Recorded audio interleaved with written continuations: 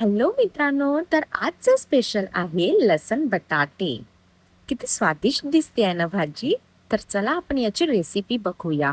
तर सर्वात आधी मी बटाटे घेतले आहेत आणि त्याला उकडायला ठेवला आहे.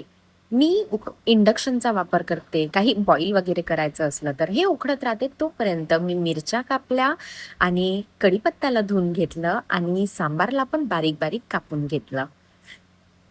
जशी हे झाले तोपर्यंत माझे आलू शिजले आणि त्याला मी छान स्मॅश केलं आणि स्मॅश झालं की त्यामध्ये मग मी थोडंसं मीठ आणि कॉर्नफ्लॉवर टाकला. कॉर्नफ्लॉवर म्हणजे मक्याचा पावडर.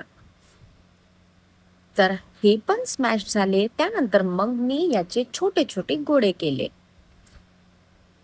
आणि याला एका प्लेटमध्ये काढले. तर हे झाले माझे गोळे तयार. त्यानंतर मग मी कढई घेतली आणि त्यामध्ये तेल गरम केलं. तेल गरम झालं की मोहरीला तडका दिला आणि जिऱ्याला तडका दिला. जसे की हे मोहरी आणि जिऱ्याचा तडका झाला त्यामध्ये मी लसूण घातले, खूप सारे लसूण. त्याला छान मी गोल्डन ब्राऊन येतपर्यंत शिजू देणार. तर असे हे गोल्डन ब्राऊन कलरचे झाले आणि त्यानंतर आता मी याला मिक्सरमध्ये काढते आहे. मिक्सरमध्ये काढले आणि त्याला मिक्सर करून घेतलं छान बारीक. जसंही मिक्सर झालं तेव्हा मी कढईमध्ये परत तेल आणि त्यामध्ये मिरच्या घातल्या. मिरचीला छान तळू दिलं.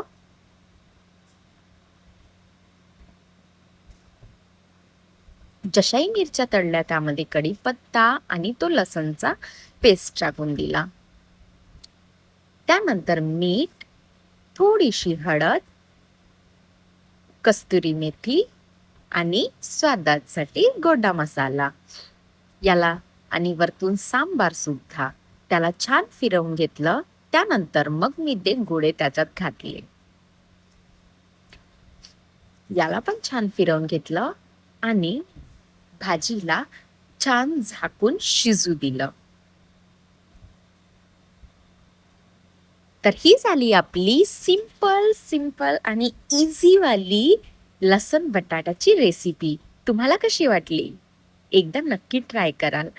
जर तुम्हाला ही रेसिपी आवडली असेल तर चॅनलला सबस्क्राईब करायला विसरू नका. Bye bye.